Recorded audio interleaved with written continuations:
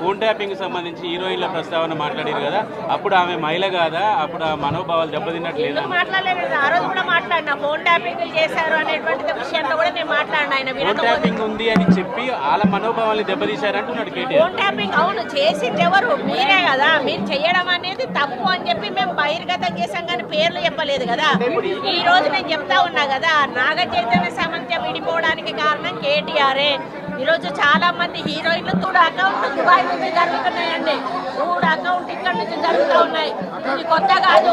ఆ రోజు నుంచి విజయలక్ష్మి చేశారు, సీతక్కని చేశారు, ఈరోజు నన్ను చేశారు.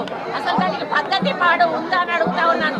మీకు మనుషులకు ఉన్న అనుబంధాల గురించి, సంబంధాల గురించి ఏమైనా అవగాహన ఉందా అని చెప్పి అడుగుతా ఉన్నాను.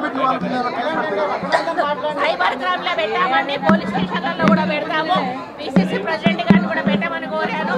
అదేవిధంగా మరి వాళ్ళ మీద చర్యలు కూడా తీసుకోమని చెప్పడం జరుగుతూ ఉంది. కాకపోతే ఇది మాకు వచ్చేసి నాన్ అవైలబుల్ కేసు. దానివల్ల వాళ్ళు ఇంకా రెచ్చిపోయే అవకాశం ఉంటుంది. కాబట్టి ఇక ముందు